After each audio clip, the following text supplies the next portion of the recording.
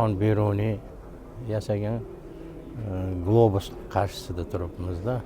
Abroxon Beruniy buyuk alloma, fanni qator sohalarida asarlar yozib qoldirganlar. Ayniqsa geografiya sohasida muhim ma'lumotlar bu kishining asarlaridan o'rin olgan. Biz Abroxon Beruniyni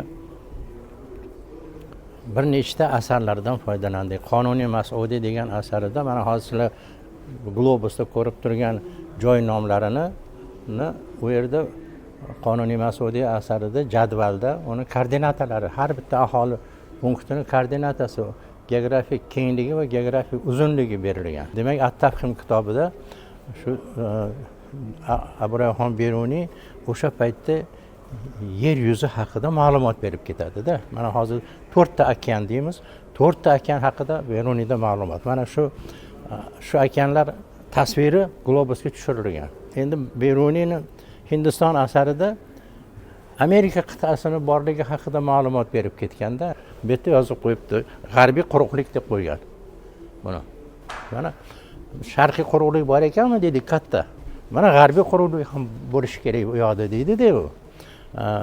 Mana endi mana bu Atlantik okeanini Muhit al-G'arbiy deyapti-da, Okeanus deydi. Ikkita nomi bilan bergan. Beruniy shuni o'zining nomlari bilan berganda. Mana bu Atlantik okeani. Mana biz hozir Amerika qit'asini ko'rdik. Mana o'rtada Atlantik okeani. Mana endi bu yoqda Yevrosiyo boshlanadi. Yevrosiyo boshlanadi. Mana bunda chiziqlar bu 7 iqlim chiziqlari. O'sha paytda 7 iqlimga bo'lib berishgan. Har mana al-iqlim ar-robi, al-xomis deb hamma mana al-iqlim as-soni ketyapti. Unda Beruniyning asaridagi berilgan shu sxema bu, yozuv, chizma. Mana shuni ham biz shunga tushirganmiz, 7 iqlimni ham tushirganmizda. Beruniygacha bunaqa tafsilot yer yuzi haqida berilmagan. Birinchi marta Beruniyning asarlarida keladi-da.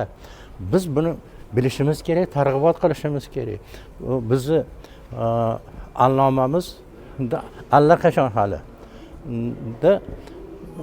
shu yer yuzi haqida eng to'g'ri ma'lumotlarni yozib qoldirganda